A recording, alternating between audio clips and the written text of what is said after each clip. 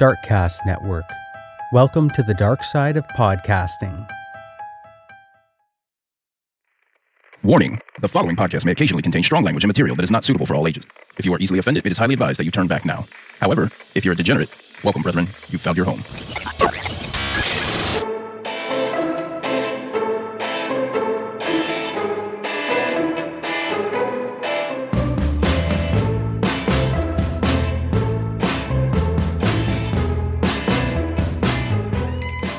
Welcome to the Crime Diner. We are a Jersey podcast, and on the menu is a variety of true crime, cults, mysteries, historical hilarities, and sometimes victim stories. We do this within a Dinner with Friends theme. I'm Nydia. I'm Dana. I'm Cindy. Last week we talked about a lesbian couple from France who took on the Nazis with their paper bullets, their art propaganda. I love that paper bullet. Yeah, Lucy and Suzanne, or Claude and Marcel. Yeah. Yes. And we talked about their little shenanigans and how they fucked with the Nazis, and we loved it. Oh my God, I love that story so much. Yeah, we love it. Because they did it in the most intrinsic kind of way. Yeah, they really were like, I'm sorry, fuck with you how? Yes, please. Mentally. Yes, Oh my the God. worst way. Oh, I love that so much for them. This week, we are taking on a victim story. Yeah, this week we're talking with Nikki. Yeah, and we're discussing the unsolved murder of her mother, Stephanie. It's been unsolved for more than 30 years. Yeah, but she called her Stacy, so I wonder if that was her nickname. No, her mother's name was Stephanie. I know, but she kept calling her Stacy. Yeah, right? I don't know. Okay, well, so it's been unsolved for more than 30 years.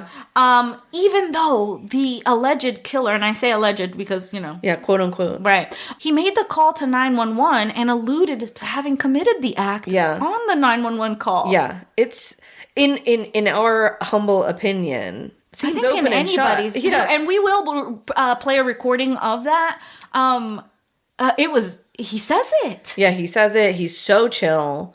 But we'll let Nikki explain about the case and her perception of it and everything that she is doing to try to have him convicted. But first, the food. Let us pray. Bless us, O patrons, for these thy gifts which we are about to receive from thy donations through Patreon every month under the power of the V podcast. Cult. Okay. So we're going to do things a little bit differently this week because we want to talk about the food with Nikki. But I do have to talk to you about something before she gets on the air. A couple of weeks ago, I told you about my neighbor and the possible parking wars. And I got confirmation from a Canadian that I was not the asshole. Right. She called her a fifth level, fourth level Karen. Yes, something like that. So things may have shifted a smidge. Uh-oh. Did you just become the asshole? Me personally, no. But my house may have moved from a defensive position to more of an offensive position. So, as you know, there's some parking issues in the street. The House of Levin. Yeah, since I've been friends with you for a decade and a half. Well, granted, you still say my name wrong. That's true. Fair enough. Listen, Nadia. So, we talked about the parking situation across the street. A truck. I don't know if it's them. I have come... When this initially started, we thought maybe they parked this truck here. But I have since decided that maybe it's not them. It's the house next door. But there's a big truck, like a pickup truck with a plow. Okay. That is there. And I'm like... That is where? Across the street. Oh, in the parking spot across the street. Okay. And so now... The forbidden parking spot? Yes. Now there's nowhere for us to park. Oh, shit. If there would be, if she would just move up a little bit. But she won't do it. So...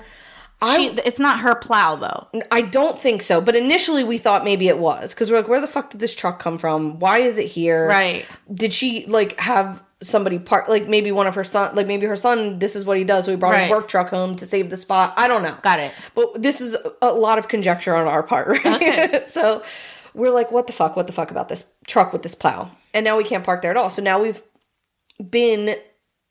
sort of parking in front of my mailbox and moving it so that I can get mail from time to time. But, it's really become an inconvenience.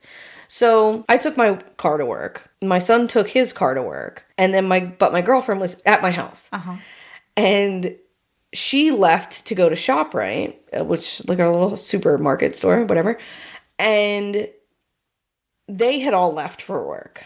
The neighbors. Yes. Okay. So my driveway was completely empty. Uh-huh. And my girlfriend decided that she was going to park in their spot even though my driveway was fully empty. Oh, no. Erin! So I'm driving That's home. like when freaking England invaded freaking Switzerland. Wait, no. That's like when England invaded freaking Scotland. Yeah, for no damn reason. For no damn fucking reason. So she texts me. I'm getting ready to come home from work. She goes, "Your neighbor might talk to you when you get home." And I'm like, "Which neighbor?" Because the nice neighbors on the side that just want to be good neighbors. Yeah, I've been talking to them because He only says good neighbor. Good neighbor. That's his only English word. He wants to be a good neighbor. He gives me a thumbs up. We're splitting a fence. So I have been sort of talking to him. Right. So I thought maybe he came over and I'm like, which neighbor? Because it could be the good neighbor or it could be the Karen. And she goes, the one across the street. And I'm like, what did you do? And she's like, why did it gotta be me?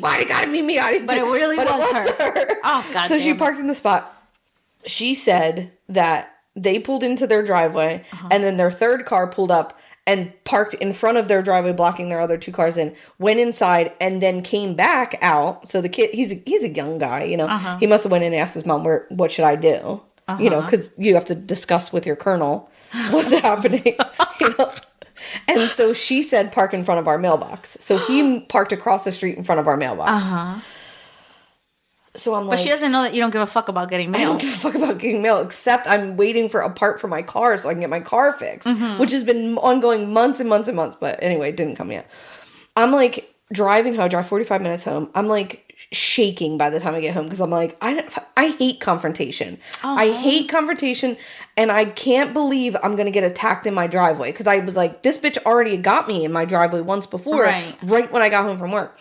So the way I unbuckled my seatbelt and had one foot out of the door before I was even in park, like running in the house to like shut the door. Because I don't want to fight with this lady. I'd sooner burn the house down than fucking have a fight with this lady. But you don't have to fight with her. You could just let her keep talking and you keep walking inside your house. Yeah. Well, Erin was like watching out the window. She's like, I'll come out. I'm like, you started this shit with this woman. And she's like, I will sooner buy a new car than I move that spot out from across the street from her house. I'm like, listen, you psycho. I'm with Erin on this. I'll buy a new car before I move it. So, but I needed them to move from my mailbox because I'm waiting for this part and she was waiting for her too. So I took her car the next day so that their spot would be open, which to everyone's dismay, I am the one that like backed down. You know, yeah. You threw up the white flag. Yeah, so I took the car, I left. They moved their car back to their spot, and we got our mail. Now, mind you, Erin's like, I looked it up on Google. It's unlawful to park in front of someone's mailbox. So I looked it up and just be like, she's like, we can have them ticketed or towed. And I'm like, if we towed their fucking car for parking in front of, she's going to kill us. She's going to kill us in our sleep. We're going to have to put the air conditioner on because we've been sleeping with the windows open. Like, this is crazy. So, yeah, now we're at a stalemate with this bitch.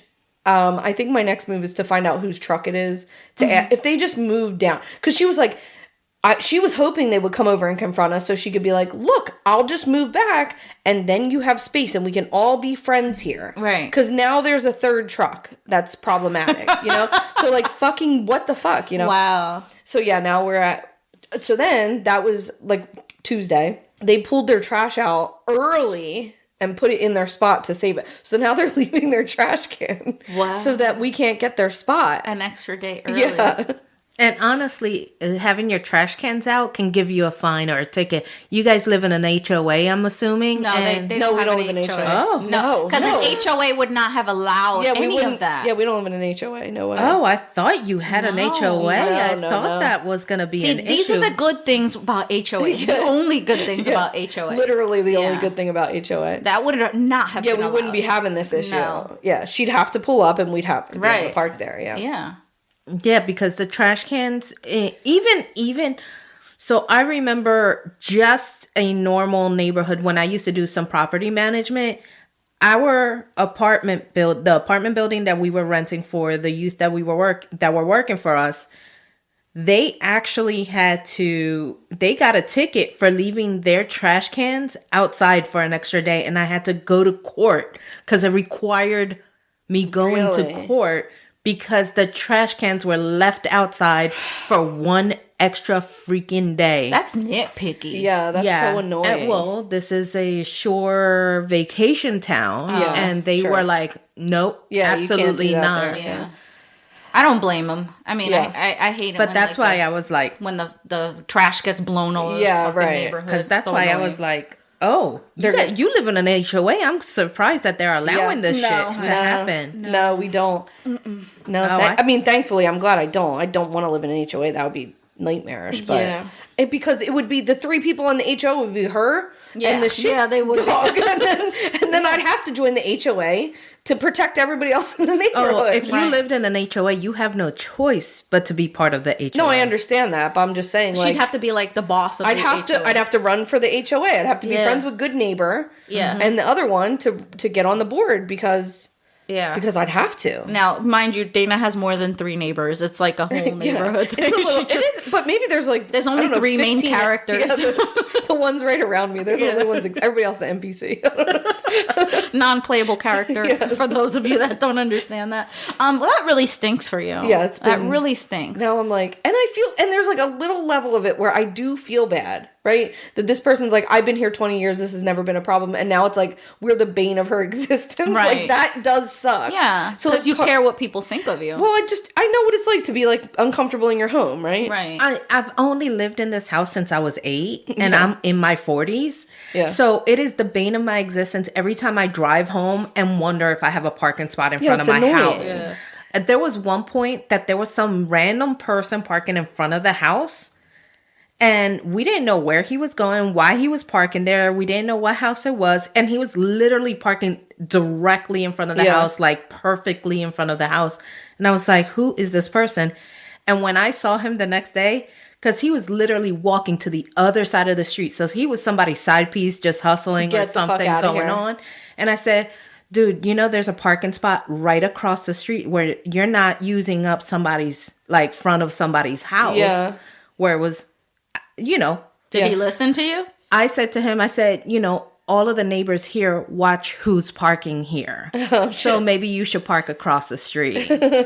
And never saw the man again because he realized we were all watching his shady shit because he was walking like all the way down the street. So it was like it might have been a side piece situation. Right. Sneak. I like that. Well, you know what? I'm going to say it again. That really stinks for you. And you know what else stinks? What's that? Fucking TikTok and Reels algorithm. What do you mean? Mostly Reels. Okay, what have you been liking? So me and so I think I mentioned this before, but I happened to get a video on Reels.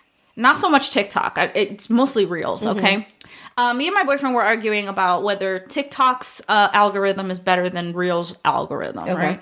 And I can answer that I question. thought it was TikTok. I thought it was TikTok. Yeah. But it turns out that for me, it's probably Reels. Okay. Here's why. I happened to look at a video of a couple sitting on an edge of they were sitting on a stoop, and the person was being recorded from behind, and the woman tucked her hand into her husband's coin slot. That was poking out of his pants all the way in, like she was swiping a credit card, and then she sniffs it. Like deliciously, like she was just savoring. And I was so skeeved out by that because it wasn't something that I was expecting to see. And then I was like, wait a minute, did I see that correctly? And I watched it again. And then I was like, fuck no. And then I watched it again in a fucking like a kind of thing. Yeah. And I was like, I never want to see this thing again. Yeah. Well, Reels saw it as bet, queen. 3 times, yeah. You love it. you say that you hate it, but secretly you love it. Yes, and now all I have is people sniffing booty.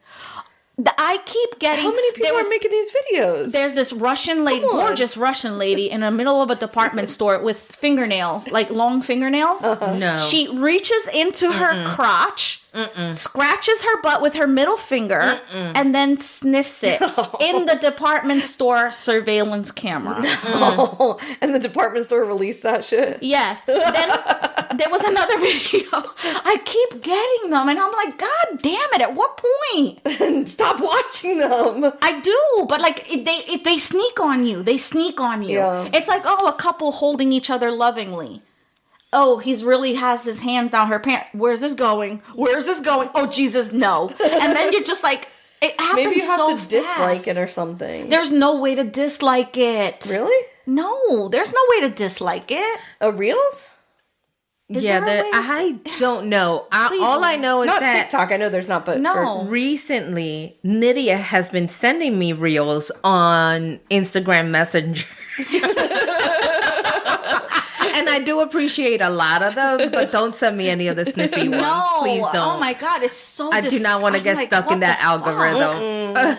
Who are these people? And how do you communicate that to your lover? Hey, I really like sniffing ass. Like, It's gotta just be like a gradual thing. Like, you've done it, you did it, and maybe they're like, did you sniff my butt? No, that was weird. I wouldn't do that. And then they're like, I think you might have sniffed my butt. And then you like do it again. You're like, maybe it got on my hand a little bit by accident, and then I sniffed it. And you're like, maybe let me smell it again and see if that's what it is. Just like, it sounds like you have experience with this.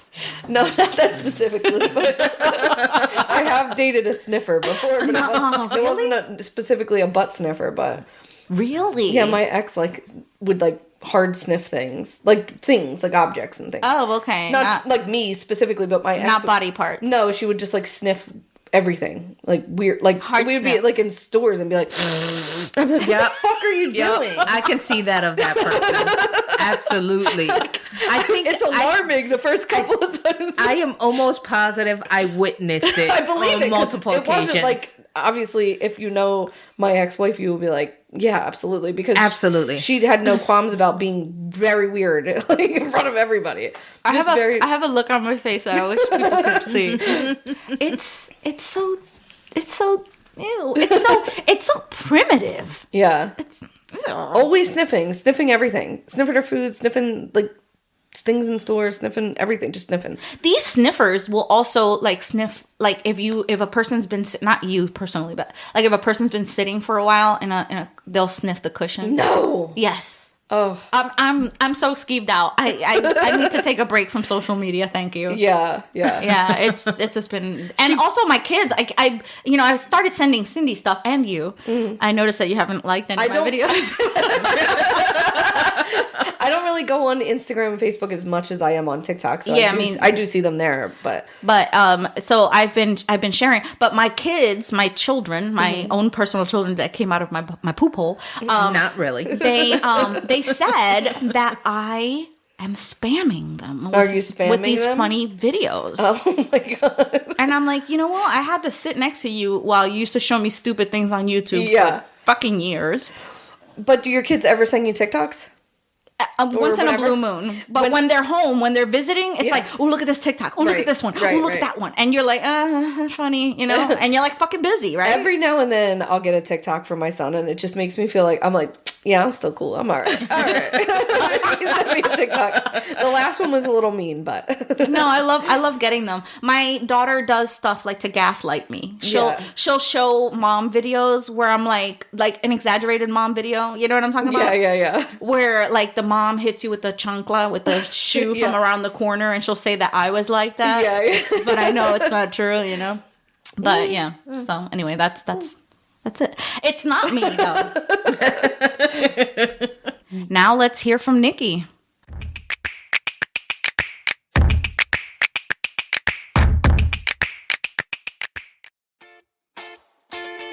Cousin, you're only given a little spark of madness. And here at the Film Spark podcast, we aim to keep that spark alive. Hi, I'm Ebony, the host of the Film Spark podcast, and here is where you can find anything and everything movies. So grab your popcorn and join us on this journey that is the Film Spark Podcast. Give us a shot. Follow us on Spotify, Apple, Good Pods and more, or follow the socials at film_spark_pod. You know what? Just follow us on everything. Check out the linktree, linktr.ee/filmsparkpod. Find us, follow us, give us a shout. We always want to hear from you. Darkcast Network. The light shines brightest on our indie podcasts. Hey there, Rainbow Warriors. I'm CJ, host of Beyond the Rainbow, True Crimes of the LGBT. My episodes focus on crimes committed by and against the LGBTQ community. I've covered cases you probably have heard of, such as Matthew Shepard, Brandon Tina, and the Orlando Pulse nightclub massacre, as well as some lesser-known cases like the murder of Ray Hainish, the Australian gay beat murders, and the suspicious disappearance of Lisa Lynn Stone. I cover cases brought to me by listeners like Penny Brummer, who I believe was wrongfully convicted, taboo cases such as lesbian corrective rape and murder in South Africa, and Pray the Gay Away camps. I discuss gay serial killers, women who pretend to be men to hook up with other women, and trans murders. I'm opinionated and uncensored. I know I'm not everyone's cup of tea, but surely I'm someone's shot at tequila. No matter what your gender or orientation in life might be, please join me as I tackle rainbow crimes in search of unicorn justice. Remember, it's not a crime to be gay, unless you're a murderer.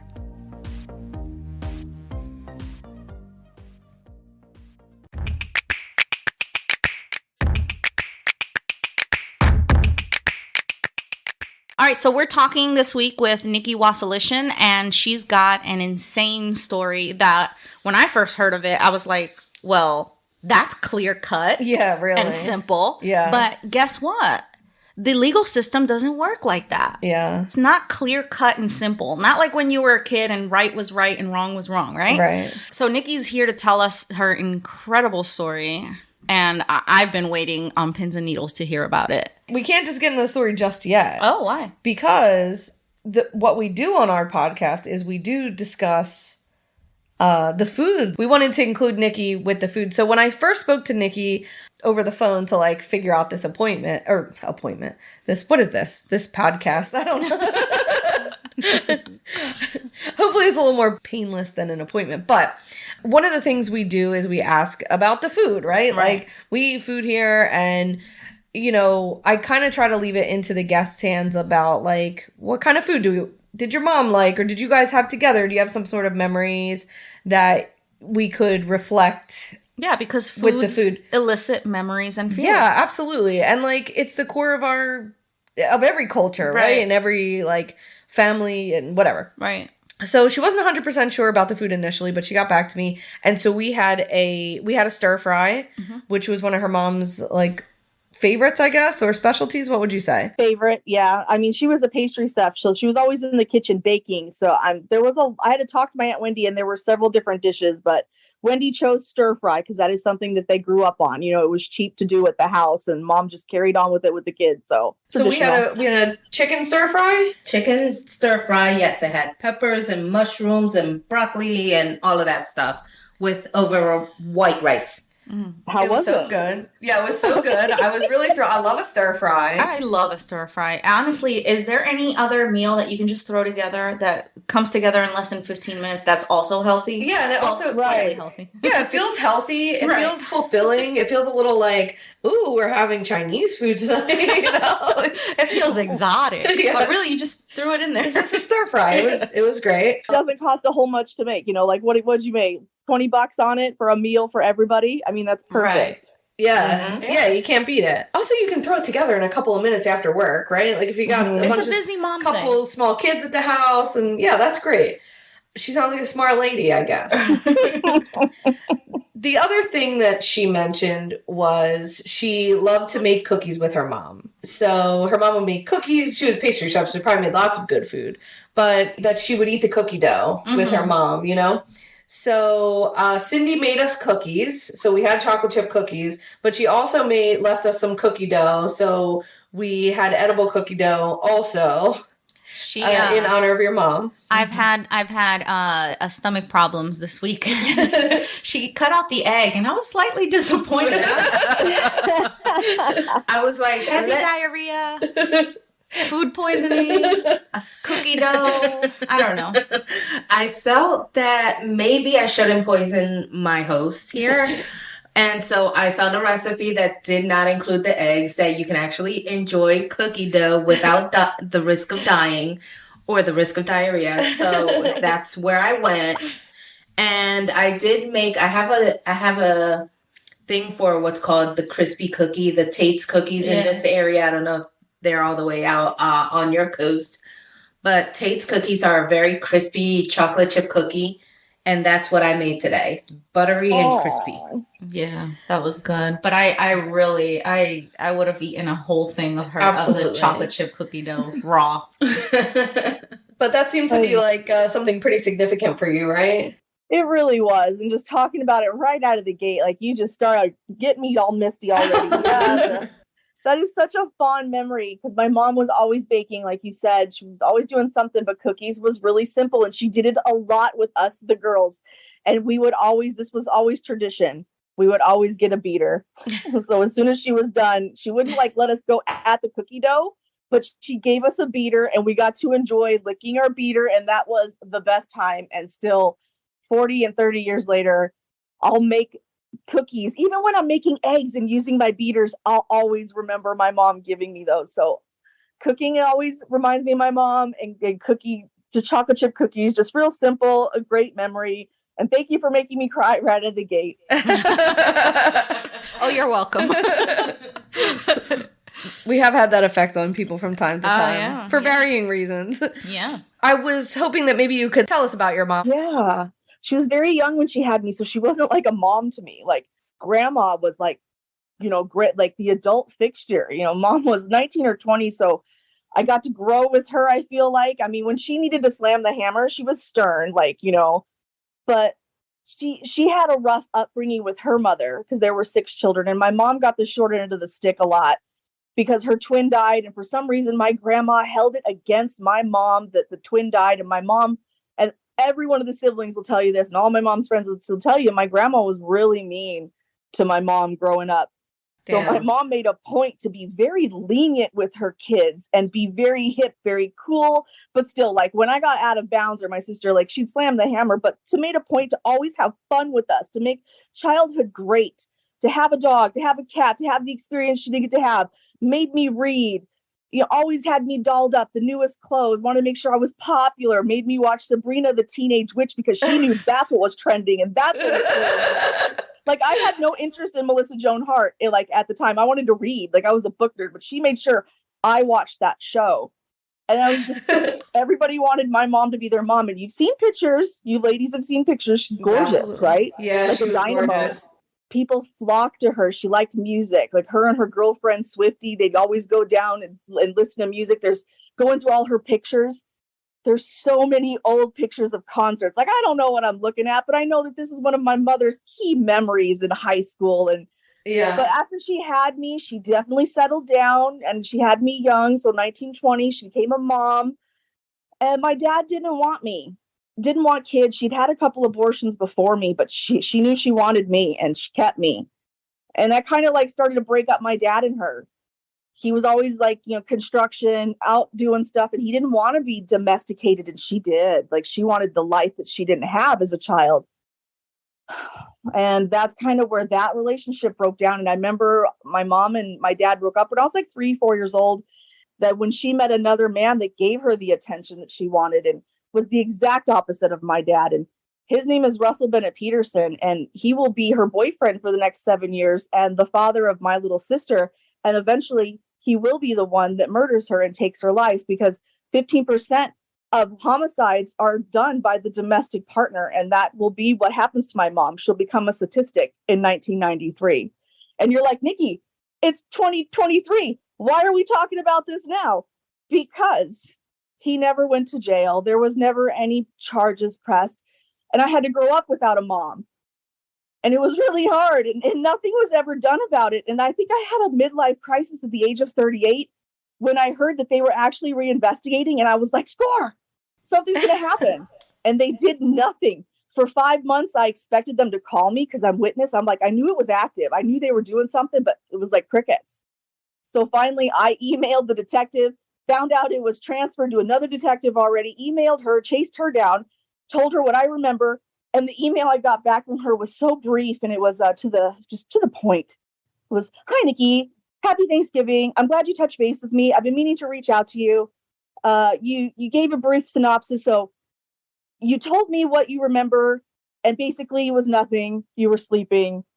See you later." Like, that's like a brief rendition of how I feel that conversation went. And I was like, wow, she says I'm sleeping and thinks that I have nothing to add to this. Like, they literally don't want to interview me. And I knew that I had critical information, and I sat at my desk and I knew that my life changed that morning, that I was going to have to do something. And I emailed her back and I requested the case file. And that was almost 2 years ago now, 2.5 years ago. And my life has totally changed. And I've become this advocate for justice. I was a pet sitter. I like do dogs. Yeah. I know nothing about like true crime other than me watching it on TV, but now I'm living it. And it's kind of surreal that it's like me on the other side of the camera. Now I'm watching me on TV trying to get justice.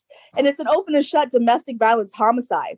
I'm kind of not really sure where the breakdown in the investigation was. So that's why I'm blowing it open to the media. Like, I'm showing everybody how Sedona Police Department let a murderer slip free for 3 decades and still is doing nothing. Boom. So let me ask you. I have so many questions. Yeah, me too. I'm like, my brain is like... It's a lot, right? How did they reopen the case? I found out in July of 2020. It was COVID. I'm a small business owner. I'm freaking out because I'm a pet sitter. And I get a call from my sister, and we are kind of toxic. So I hadn't talked to her in a while. And I make Dustin take the call. Dustin's my boyfriend. And I was like, talk to my sister. And he's relaying the message. And he was like, hey, your sister's saying that they reopened your mom's case. Hey, your sister's saying, take this phone call. She's saying, get over it. Take the phone call. Like, he's pressing, and I'm being a snob. And I'm like, I don't want to talk to her. And I didn't talk to her. And that's the last time I've heard from my sister. And she agreed to initially help the Sedona Police Department and do be a witness because she was, or do a confrontation call. But then she fell off the grid. It's been over 2 years since the Sedona Police Department's heard from her, and about 2.5 since I've heard from her. I don't even know if she's alive or dead at this point. Is she his daughter? Mm-hmm. Okay, so that's her dad. Yes. How does she feel about that? Talking to her, because he kept her away from us for, very long time. So you went to go live with your dad, and she went to go live with her dad. Shit. Because there was no charges. He just got to continue living his life, and he raised his daughter. And the night of the murder, my sister will keep repeating, "Puppy killed mommy, puppy killed mommy." And they won't tell me, I'm 10, but they'll tell me that, hey, your mom and Russell, they got into a fight. We've got to put you in this police car. And they put my sister in there, and we waited in that cop car.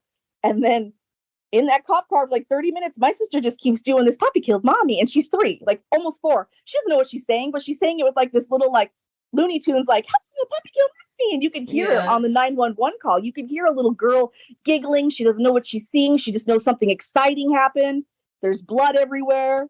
Yeah, wow. She told me right away, like, what happened. And the cops are lying to me. The adults are lying to me. I don't know what the hell to do. So you're 10 years old at the time.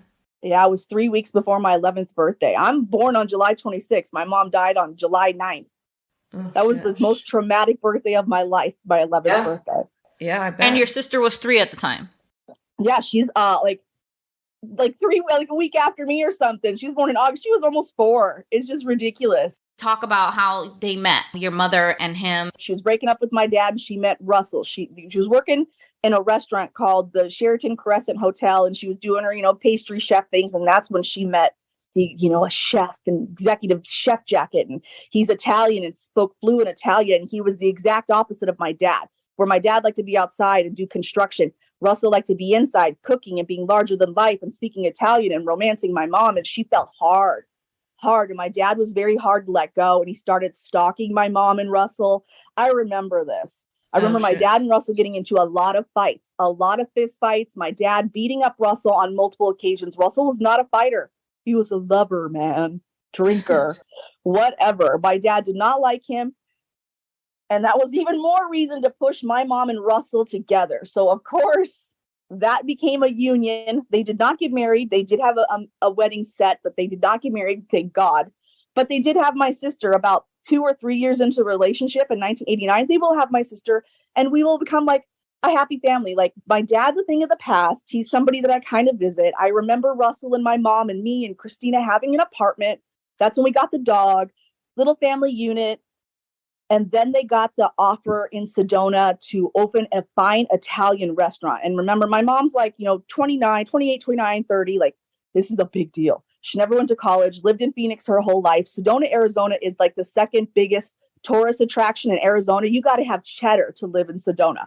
So the fact that they got this offer was huge. And they extended them opening, like he was going to be the executive chef and my mom was going to be the pastry chef. And this was just huge that her kids got to grow up in Sedona. So they jumped on it.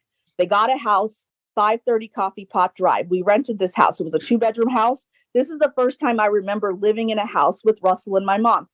I remember the house. And I remember my mom loving it and being the homemaker and so proud and decorating and every holiday and dressing us up in the garden. She was always gardening and she was very proud.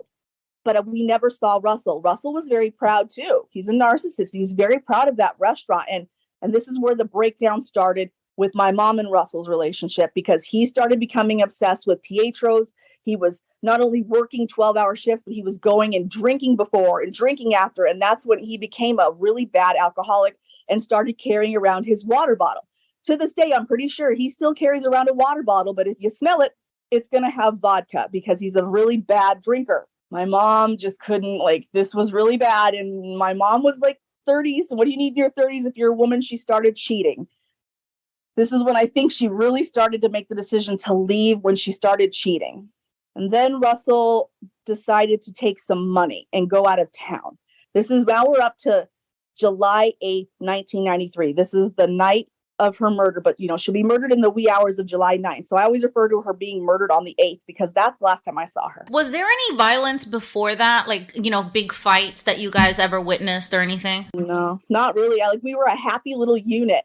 She was happy because she was getting the attention she needed. There wasn't any stress until Sedona, till the restaurant. And legit, I never saw the man. He was gone from sun up to sundown, and that got old for her. And plus, they're working together.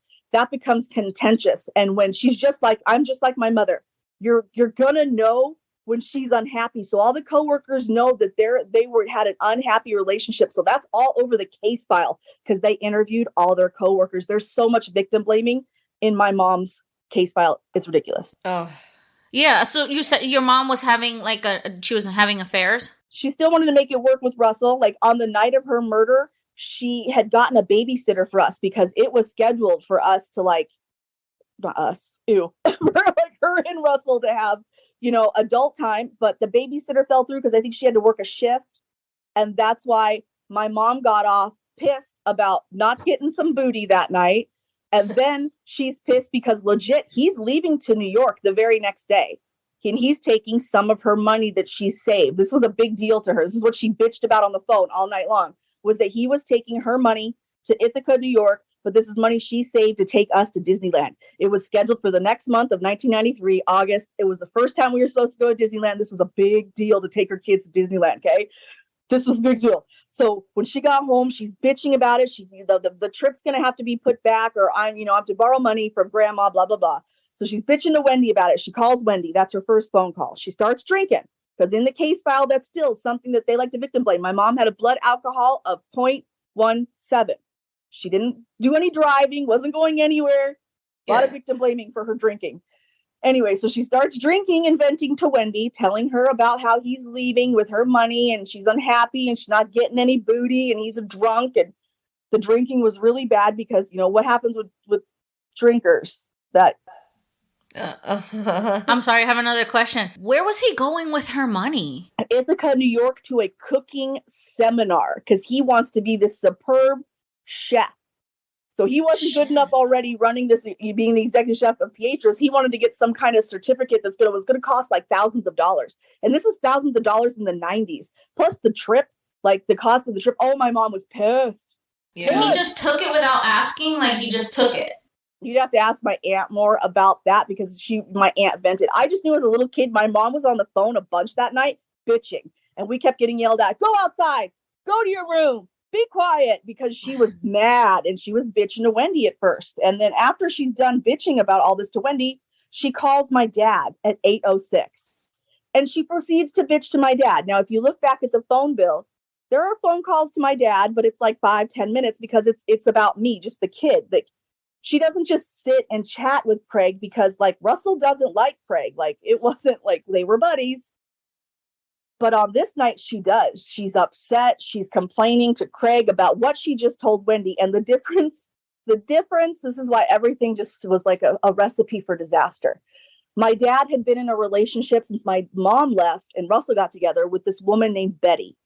And on this weekend, Betty had moved out. My dad was actually single. He had this big empty house. So when his ex Stacy calls and they're both drinking on both sides of the phone, he was like, just bring the girls back, bring Nikki and bring your other kid.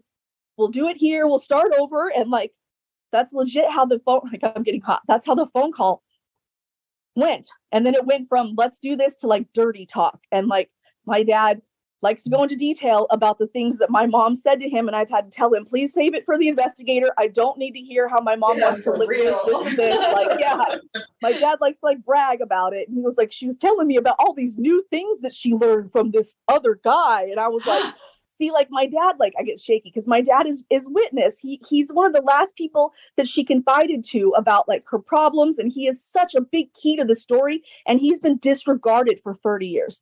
Anyway, my mom and my dad will make this. This is literally the motive for murder, ladies. My mom and my dad will make these plans. They'll talk for 107 minutes. My mom is happy after this. So when my aunt or my mom calls my aunt or my aunt calls my mom, they talk for a second time that night. In the case file, it is stated as saying, Wendy says the second time they talk, Stacy is happy. Wendy doesn't know why Stacy's happy. She just figured she had a good conversation with Craig because Craig and Wendy, my dad and my aunt, do not get along and still don't get along 30 years later. So my mom will never confide to Wendy the plans that she just made. But my dad will know. My dad will know for 30 years and my dad will tell me. My dad will repeat the same story for 30 years. It's never changed. So she talks to Wendy. She's happy, right? I remember she gets off the phone with Wendy. I know it's like 10:30. My mom's a little tipsy. She's on the couch watching TV now. And it's around 11 o'clock and I come up behind her. We have a free floating couch. So I was able to come up behind her and do like a backwards hug. And I kissed her goodnight. I've done this so many times now I could do it without sobbing. I kissed her goodnight and she asked me if I brushed my teeth or I walked the dog. I remember she asked me something. I lied. I lied because I was busy fucking off while she was on the phone. I wasn't doing what I was supposed to be doing. And I went to bed. And that's the last time I saw my mom. And it's hard for me to like compartmentalize that. But it's the last time I saw her. I'll go to bed. And it's around 11 o'clock, July 8th, 1993. I'll drift off 11:15, 11:30, but I'll hear Russell come home. You know, the front door open, the dog barks. The last thing I remember as a child. Fast forward, now it'll be 3 hours later. It's 2 a.m. We'll pick up to what I remember as a child, and it's just black. And sounds will wake me up, but it's black. And I see the hallway light on, and I see a shadow in my doorway. And I freak out because there's a weird shadow in my doorway. And I just start screaming. And then he fumbles because they're shining a flashlight at me because they can't find my light switch because the house in Sedona was a 2-bedroom house. So they converted the garage to my bedroom. So this is why I heard nothing. Zero, zip. I was on the other side of the house in a garage, like down 3 steps, like in a basement level, like with 2 doors shut. So thank God I didn't hear anything, right? But the cops scared the fuck out of me. I'm like, I don't even think about my parents at first. I'm thinking the cops are there for me. Like, what I do? You know, you're 10, you're freaking out. They're like telling me to get up, get dressed. They're angry. They're rushing me. So I'm still freaking. Don't ask any questions. And they hustle me through my home so fast. And my first impressions were, oh my God, it's so bright. Every light was on. And as I round through the kitchen, I see that there's right where I said goodnight to my mom is now Russell's sitting there. And he's not alone. There's like 3 cops standing around him and he's on the couch sitting and he's rocking and his hands were up and he's rocking and I don't know what's going on. And another cop is walking me through the house and trying to block me. And they just hustle me it happened so fast. And they got me into the cop car like I told you about. where they put my sister, and my sister just keeps repeating what happened. And that's not what the cop man just told me as he put me in the car. He just told me that Russell and my mom got into a fight and my mom was at Aunt Kay's. And I was like, okay, I believed it. But then my sister's telling me this, and we wait for like 30 minutes. My sister keeps doing this chant. Then they bring him out and they put him in the same squad car. And as an adult, I don't understand why they did that, because he was suspect for murder. And they put the suspect in the car with the kids. And when he was in the car with us, now I'm going to cry.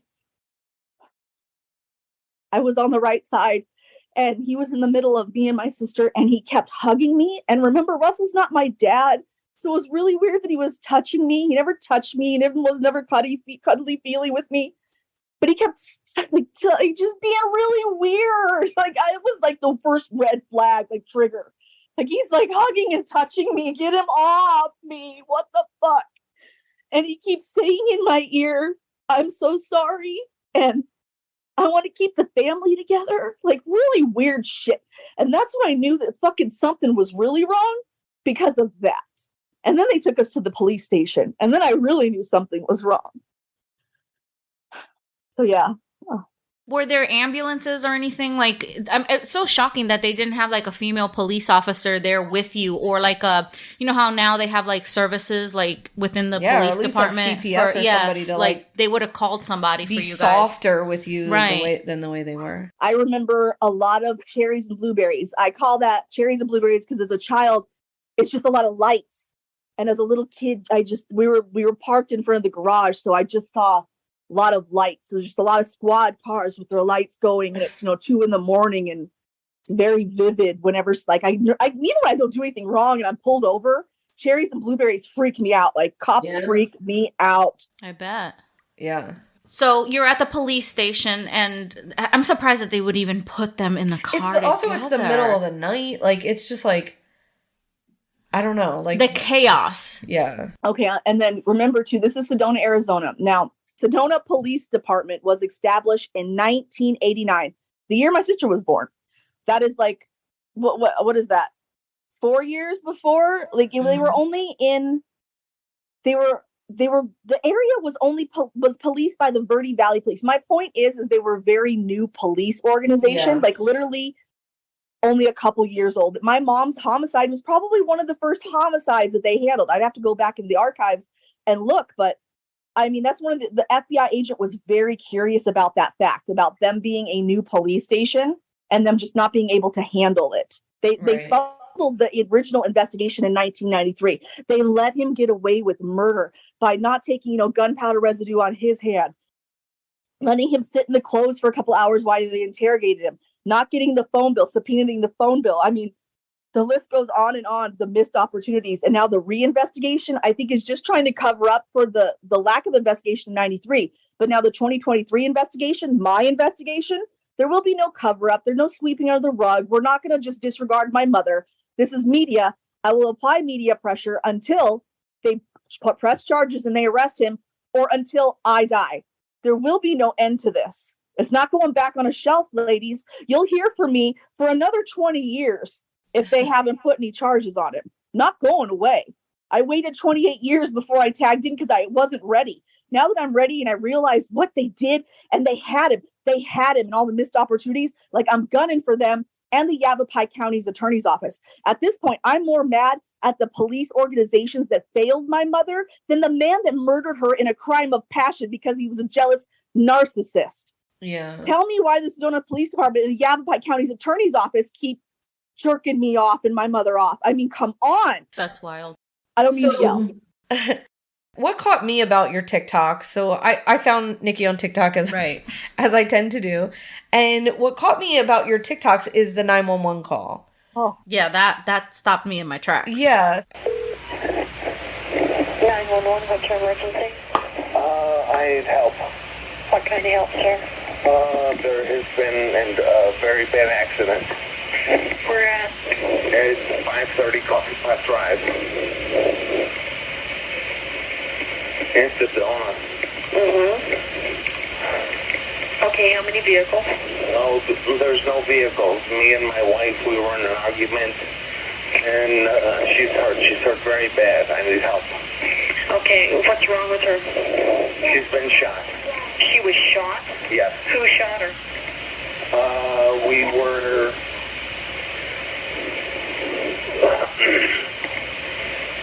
I don't know. You don't know who shot her? She might have shot herself. Okay. So in her TikToks, she always plays a clip of it at the end. Right. At a lot of her 911 TikToks. call. And if you, we'll link your TikTok to our episode so you guys can check it out in the show notes.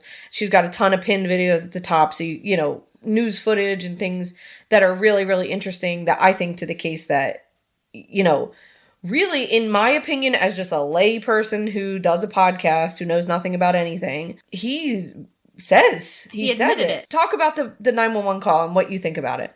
Verbatim, he says at the end of 54 seconds, he says, she might have shot herself. That's why I clipped that, because it's 54 seconds into the 8-minute phone call. It is very crazy to listen to, but it's right there in the middle where, like, you can tell that she's asking him and he doesn't know how to answer.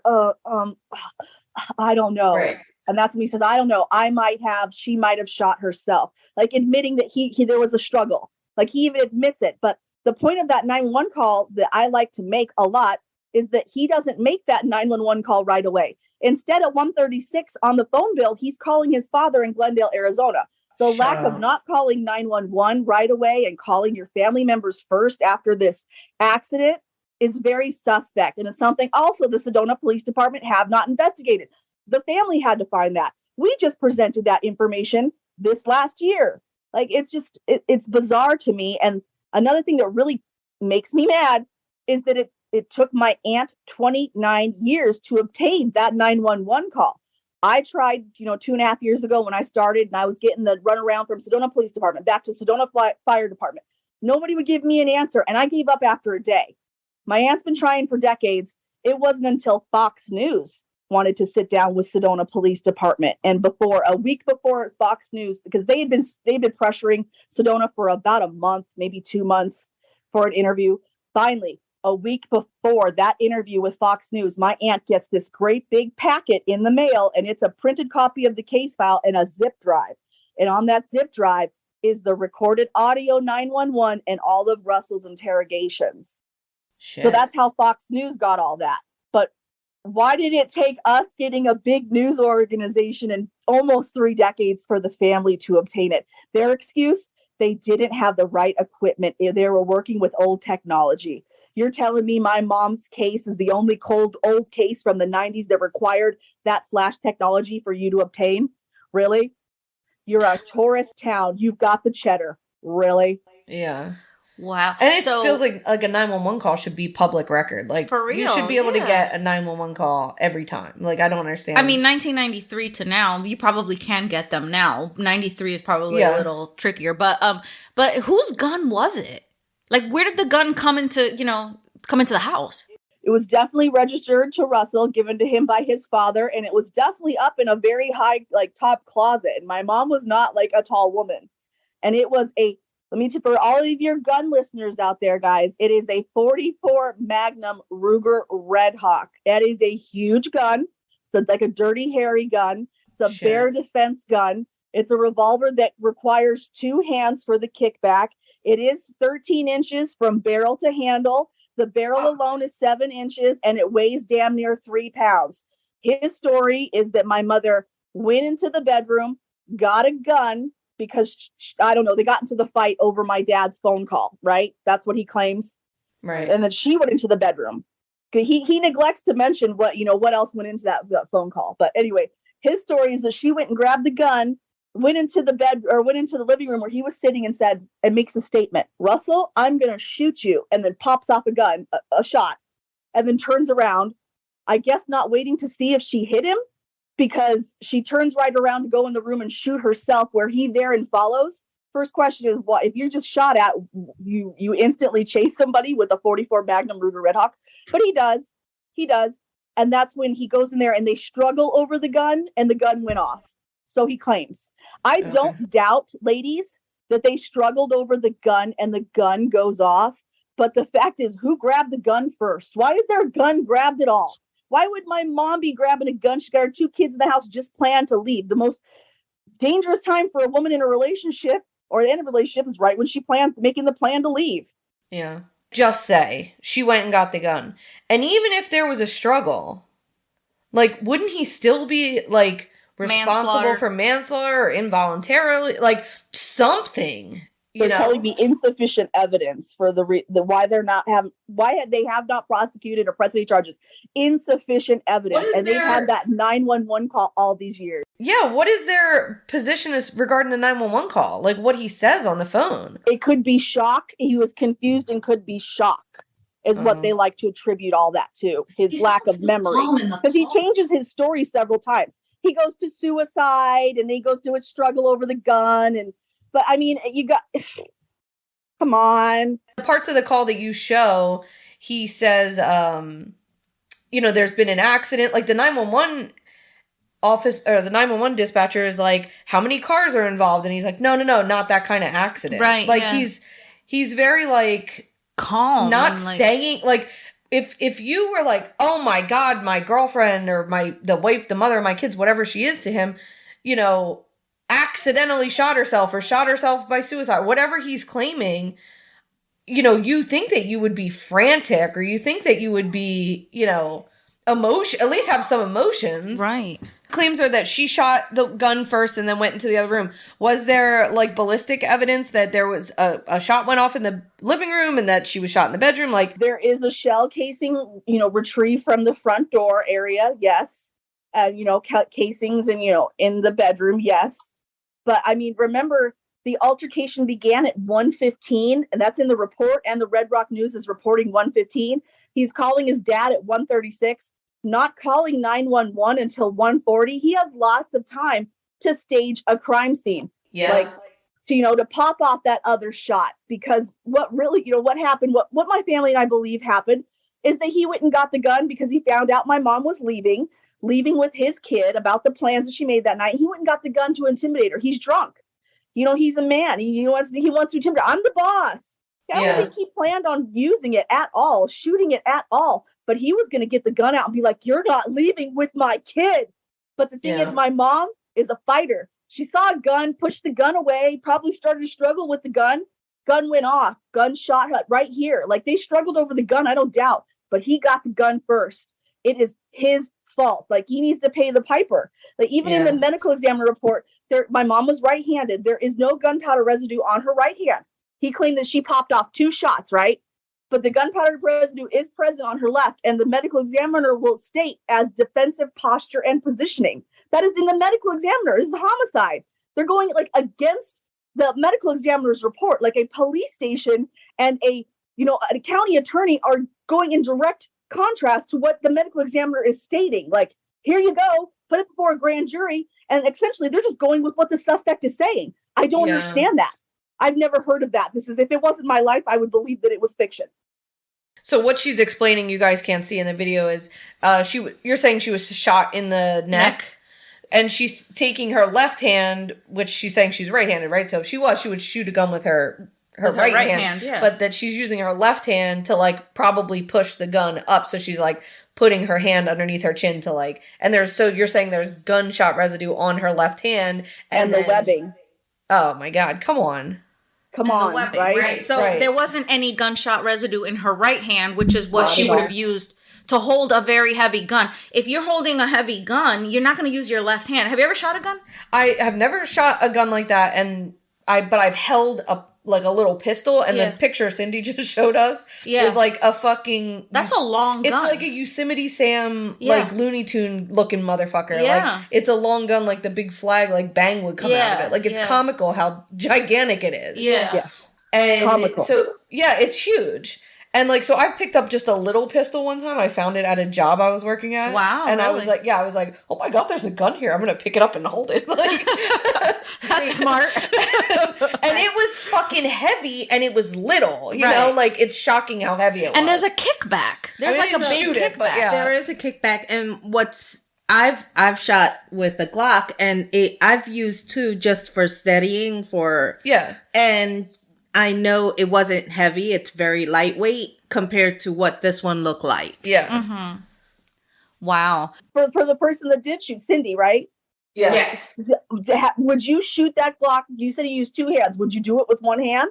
No. However, the person I was training that was teaching me, she was doing it with 1 hand, but that's because she was actually training herself to do it with 1 hand, and just in case. And not she only needed to, she probably wasn't even doing it with her not dominant hand. Right. She was actually switching between the 2 hands, but she wanted to. But again, she had been like training for years, and her mother's she's not a mom of 2 kids that's a pastry chef. No, her mom is actually a sharpshooter, so she's been around it for a long time. So she was training me just in the basics, and I was like, she was giving me all the safety things, and I'm like, let me steady myself with 2 because there is a kickback, even with a light 9mm. Yeah, and versus this thing is massive. So they called it a suicide.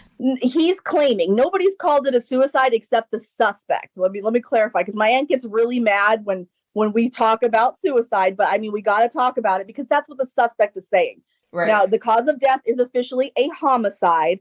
The suspect is claiming that it's a suicide. You know, she went to go get the gun first, right? It was like a murder-suicide, and there was a struggle over the gun. And then when he is interrogated 3 months later, he says that he was standing away from her and that it was a complete suicide. He changed the story all the way to suicide because it's an evolving story because he's had time to think about it. Yeah. So the case was never closed. It's still an open case, right? They just don't have enough to convict him. Correct. They keep it as an open investigation, but how they jerk us around with it's keeping it inactive. They don't work on it. They don't do anything about it. They call it a review phase. Right now, my mom's case is in a review phase because I wrote to Sedona City Council and pitched a fit. Otherwise, she'd still be sitting on a shelf collecting dust. Like, they don't want to do anything about this 30-year-old case because it's going to cost money. And they don't want to put any money into it. They should have done it 30 years ago because I'm going to cost them a whole bunch of money. Right. Now, you mentioned the FBI. The FBI is now involved? No. So my aunt and I, we started the campaign to writing to everybody last summer. We wrote to the Yavapai County attorney who's supposed to be prosecuting. We wrote to the attorney general, all 3 offices that he has in Arizona. And the attorney general did get back to us with a complaint sheet. And he was like, your complaint is best served with the DOJ. So we sent that same packet to the DOJ. The Department of Justice sent an FBI agent to my aunt's house, to the return address. Was like, hey, what's up? We got your packet. Sounds like something that we're interested in. What do you want us to do? And my aunt was like, oh my God. I remember we were elated. This happened in June of last year. It was right before the Fox story aired. So we were like, yes, the FBI is getting involved and the Fox story is going to be aired. Hell yeah. We're done. We don't have to do anything, right? No. Really? No. The FBI went up to the Sedona Police Department little station and was like, hey, what's up with this case? And Sedona Police Department said, hey, nothing's up with that case. We're good without you. Peace out, FBI, man. Basically, the FBI is a federal institution. If the Sedona Police Department does not invite them to investigate, the Sedona Police Department doesn't have to let them in. They have to be invited. Yes, my frustration. I was yelling at the FBI like I'm yelling at you. Because I was and I'm not yelling at you, I'm projecting because I'm frustrated. This is how I was yelling at him because I spent all year. What do you mean? I just wrote you this back. I got you here. And you're telling me you can't do anything? No, they can't do anything. Media applying this is the only thing that works. Talking to you and you putting it out there. Yeah. Wow. I know. Yeah, no, I've listened to enough true crime stories to know that the FBI has to be invited. But you would think that the and I know this is like utopian thought process, right? But like the cops work for you. You're the one that pays their salary. Like, if I want this investigated by a different bureau, like, it should be like a law that's what the fuck happens. Like, it's crazy. Compassion from anybody in the Sedona Police Department. Have you read the letter that they sent us? I have not, no. It's a part of my mini-series, part 7. It's got over 100,000 views. I got very upset when we received a 5-paragraph letter from the Sedona Police Department. I'll send that to you. So if you want to highlight that and read it on your podcast, you can. Because I had the famous lady, Rady Robinson from Dog the Bounty Hunter I had a podcast with. She straight told me that letter from Sedona Police Department was gaslighting. And I agree. Like, I was very upset the day that I opened up that letter. It was 5 paragraphs essentially telling me my mom's case was inactive, telling us that they did a whole bunch, telling us that there's nothing they can do. If the suspect's not willing to talk, they can't pull him in for interrogation because it's been too long. The 4th paragraph was addressing harassment, how my aunt is harassing them by calling them and asking them what's up, and I'm harassing them via my TikTok channel. They are threatening that they're going to press harassment charges on me. I was asking the Sedona Police Department to do their job. The way I have been treated and my aunt has been treated by the Sedona Police Department, it blows my mind. I want the world to know there has been no compassion. And I get so upset from the day I received that first email, her stating that she didn't want to talk to me because I was sleeping. I held that important evidence I just told you about my dad for 30 years. I read the case file. And I read to my dad's interview in the case file. And I was thinking to myself, this isn't what my dad has said for 30 years. So I know that the cops didn't properly interrogate. I know what my dad told me, that he had one interrogation or interview over the phone. They let so much slip, and they have the nerve to treat me like I am a suspect, not the victim here. I am so upset with the Sedona Police Department. I haven't even gotten a chance to get to the Yavapai County Attorney yet because I'm still tearing the Sedona Police Department apart. I want everybody to know. Is there any way that you could go over their head? This is going over their head. The people that they have to answer to are the taxpayers and the citizens of Sedona, Arizona.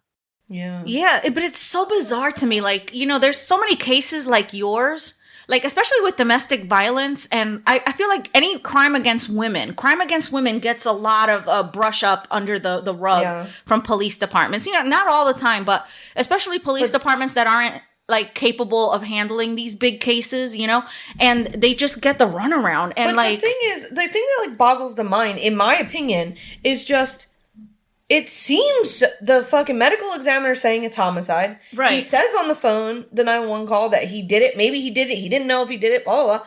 If it's a homicide, there were 2 people who had their hands on the gun that night, and one of them is not alive. Like, this is open and shut. Like, wouldn't you, as a police department, want to be like, we got him, good job, guys, and put him in jail? Like, it just makes no sense. Like, what's the point to do the runaround? The thing is that a lot of times, like, you have the prosecutor, they won't take it to court because it's not a clear win for them. And what they want is like a nicely padded case with lots of evidence so that it's a open and shut case. You know what I mean? I so get it's that, but it doesn't even win. sound like it's ever even gotten to the prosecutor. They submitted my mother's case twice for prosecution, but they're not submitting the whole case. It blows my mind. They're submitting 6 pages of a 10-page autopsy. I want a whole case presented to the Yavapai County Attorney or a grand jury for that matter. Yeah. Like I said, I'm still tearing apart the Sedona Police Department because they're both pointing fingers at each other. Because the Yavapai County Attorney had their own investigators on my mom's case that night. The person that interviewed my father was a Yavapai County investigator. I don't know who's corrupt or where it is, but I'm pretty much it. I think it's Yavapai County, but I haven't gotten that far yet. Yeah. I'm going to rip them both apart if they don't do something. I just don't know for the better good of everybody. Shut me up. Do some investigating, because I will be a megaphone for the rest of my life. And if I suspiciously die, you 3 better be looking into it. But here's the thing that I think that somebody listening to this not knowing, there's a difference between her saying her dad, which would provide the motive for the crime, and the boyfriend, which was the killer. How was the interrogation with the boyfriend? What did he say under interrogation? There are 3 different interviews with him, and he changes his story so much. I mean, even in the Fox News story, they say that they present snippets of it. I mean, he's all over the place. He doesn't know what to say, but the fact is that they essentially just gave up. They gave up in September of 93. That was the last interview they had with him.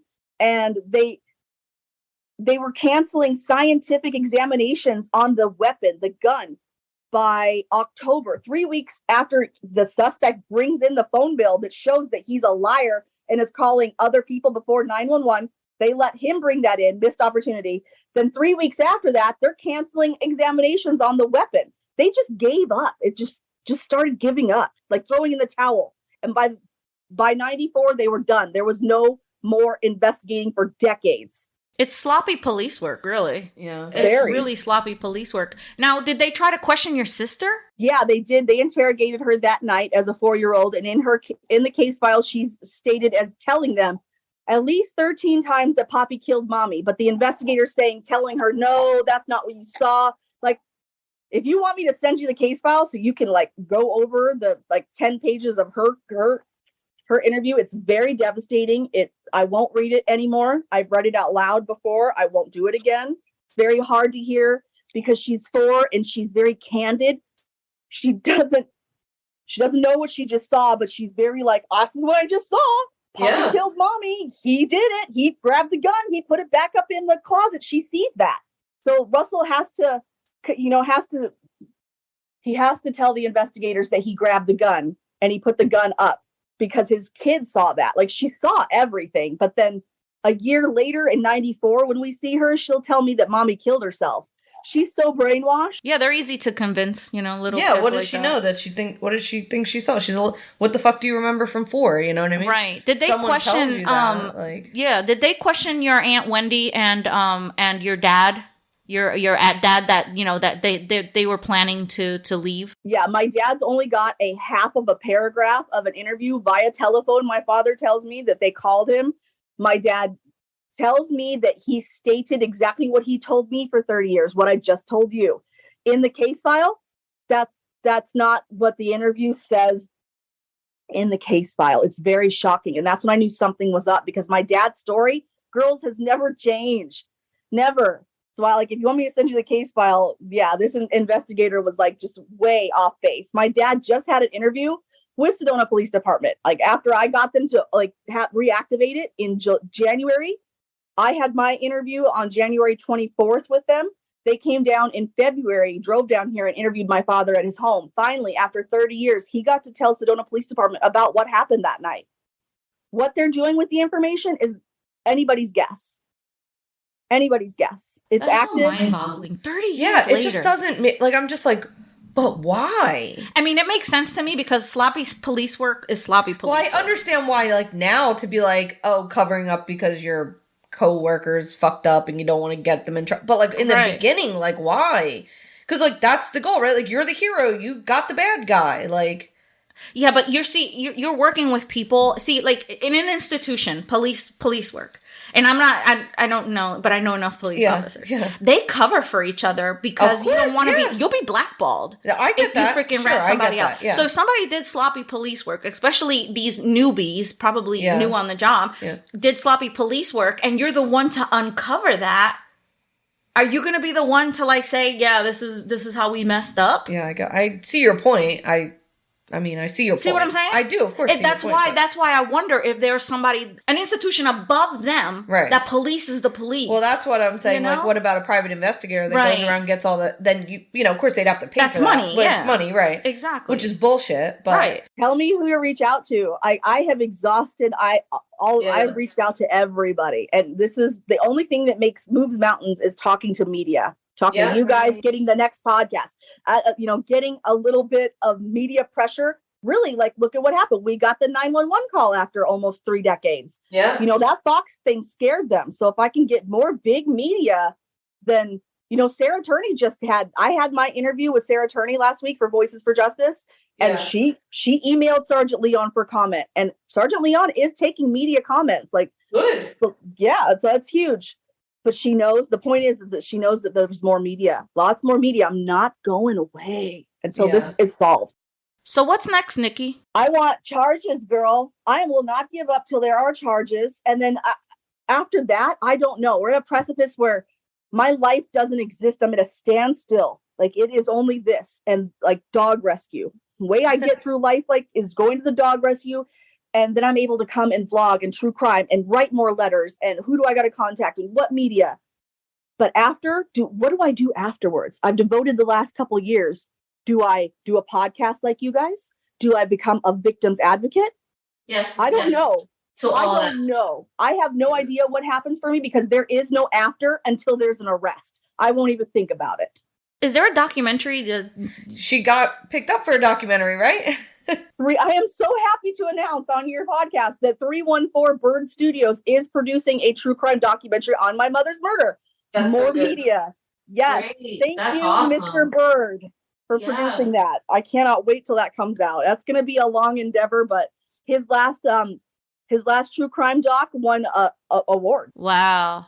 That's incredible. Yeah, that's awesome. That's you are so like, I mean, she posts all the time and she always has updates and every day she has something to say. And really, like, as difficult as that must be, really seems like you gain traction in a way. Like when I initially talked to her, we were like one of the first people she was talking to. By the time we got to record with her, she's already recorded with 12 other podcasts. I know. I mean, you are really an advocate for your mom in a way that is shocking. Like it's really impressive. I've gotten very lucky the last 8 weeks. Nothing has changed. I have done nothing different other than I had one video go viral and some people saw me. So, but this is what I've done from get-go. Try to get people to listen. Getting heard is the most painful and most frustrating thing as when you're starting out. Like So if I could ever get big enough, I will help other people that have nobody, no media. I will help you. I will be that wind beneath your wings because I know how it feels having nobody listen. I'm getting sweaty now because I get so emotional. So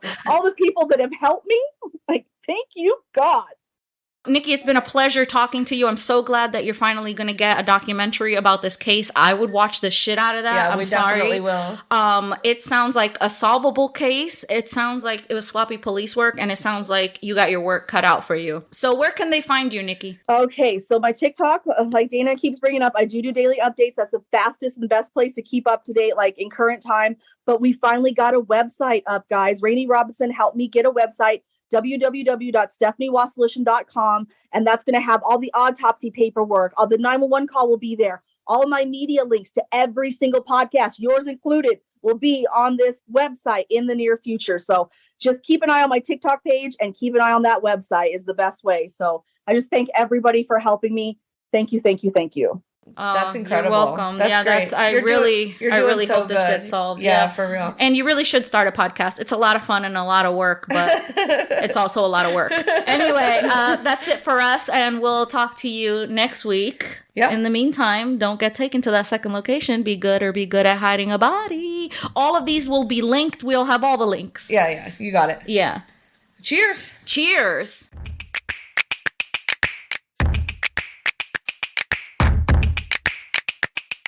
So this is the letter that Nikki received from the Sedona Police Department. This letter is to address the status of case, and then they put the case number. The current status of this case is inactive. This means the case will only be assessed when new viable information or evidence or leads are reported. Periodic reviews of the case will be made by the assigned investigator to review any new evidence or leads. Many police officers and detectives have investigated this case since 1993. After completion of the initial investigation, the case was submitted in consideration of filing charges. So they did want to file charges in this case. Mm-hmm. And the Yavapai County Attorney's Office declined prosecution. There is not another charging body or agency that has the authority to bring charges in this case. Jurisdiction for charging remains with Yavapai County Attorney's Office. Reinvestigations into this case have been made, during which leads have been tracked down to include interviews and attempts to contact a suspect. During this latest reinvestigation effort, the suspect was not able to be contacted in person or by electronic means.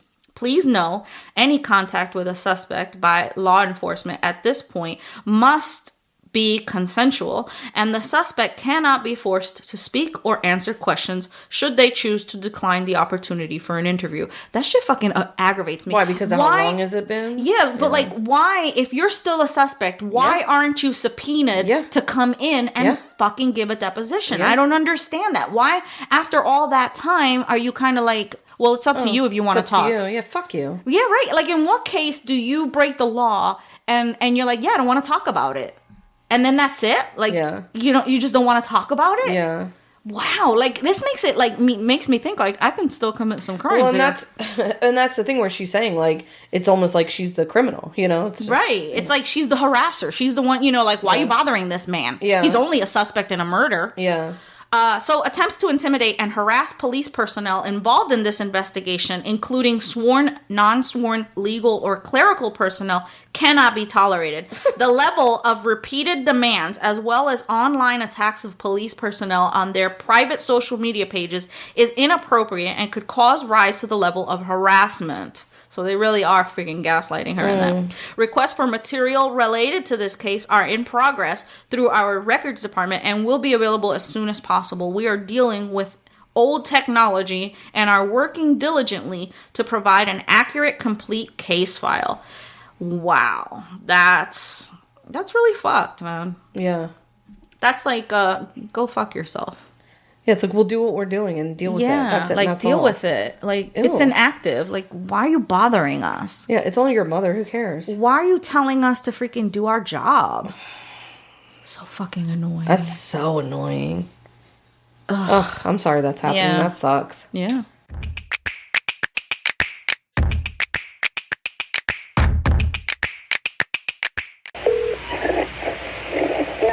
What's your emergency? I need help. What kind of help, sir? There has been a very bad accident. Where at? It's 530 Coffee Pot Drive. In Sedona. Okay, how many vehicles?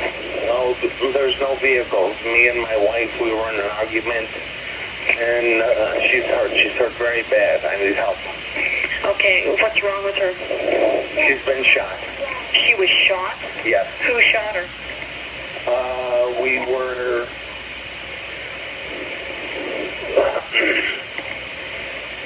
I don't know. You don't know who shot her?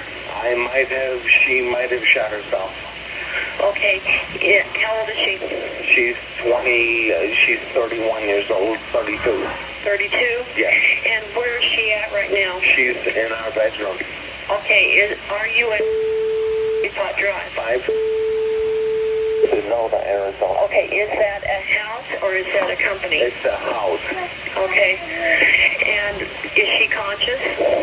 No. She's unconscious? Yes. Is she breathing? No, it doesn't look like she's breathing. Okay, stay on the line. I'm going to connect the PD to you, and I'm going to get the paramedics going, okay? She needs help. What is your name? My name is Russell Peterson. Do you know how to do CPR? No, but I don't. Okay, stay on the line with me. Just a moment. Okay. Okay, copy. Mr. Peterson, where is she shot? It looks like she's been shot in the neck or the chest. In the neck or the chest? Yes. Okay, we had a fight in progress, a dispute, husband-wife dispute. The wife is shot in either the chest or the neck. Okay. Unconscious. Where at? Okay, and who are you? I'm Russell Peterson. Okay, are you involved in this? Yes, I am. Okay, did you do the shooting or who did? No, I didn't do the shooting. She shot at me. We had a little bit of an argument, and it went kind of back and forth, and it just kind of went off. Okay, Russell, I want you to stay on the phone with me, all right? Okay. Medic 41, ambulance 11, channel 1, EMS assignment. 32-year-old female, gunshot wound to either the chest or the neck. Location will be the Spaghetti Western Incorporated Drive. No, she's inside the house. Spaghetti Western Incorporated Drive. All units stage until Sedona PD is on scene. Okay. How did she get shot, Russ? Medic 41, ambulance 7, channel 1, 0145. No, we had a little bit of an argument, and then she came. I have one loaded gun in the house, and she came in and she shot one time at me, and then we kind of had a little bit of a.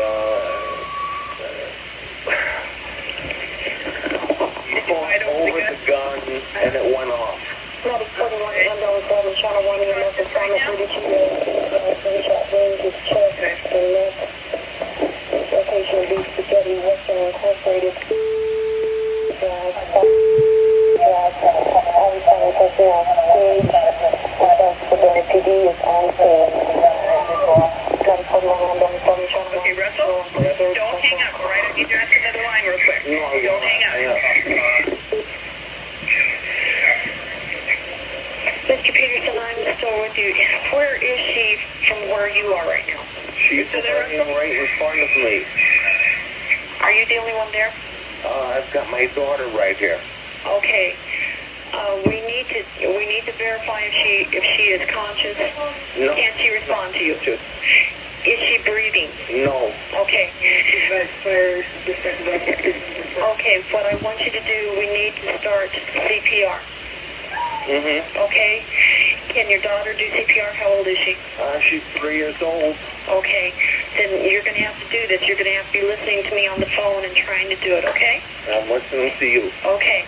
Can you get the phone near her? Mm-hmm. Okay. 451 ambulance.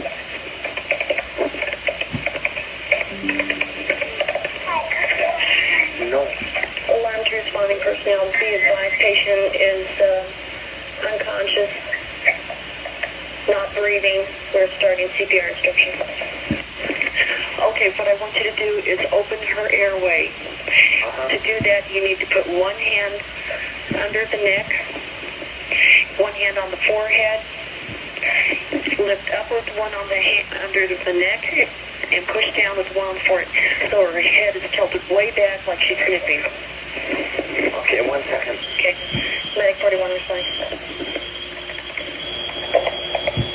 No, she needs help. I know. Yeah. And you're good.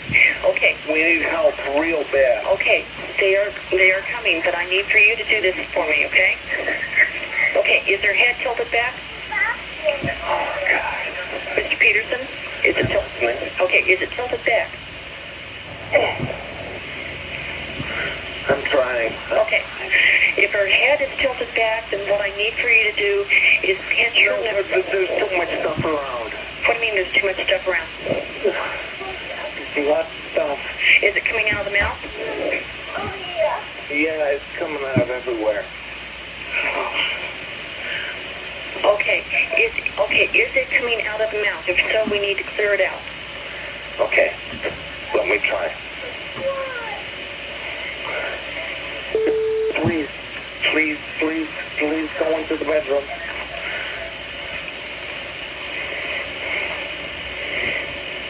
Do we know if the door's unlocked? So we can Okay, get in? I'm trying. I'm still on the line. Mr. Peterson, is the door unlocked? Okay, I've got her.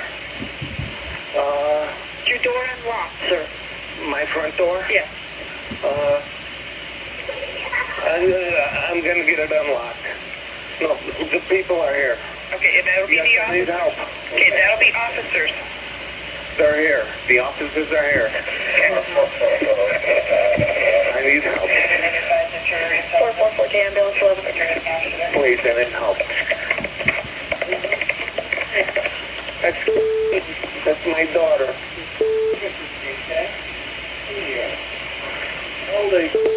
She's 4 years old. She's going to be 4 August 11th.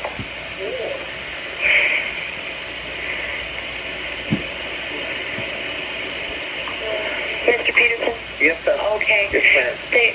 They will go ahead and take over this for you, okay? Okay. All right. Okay, so then You can go ahead and talk to the officers. Okay. Okay, thank you. Okay.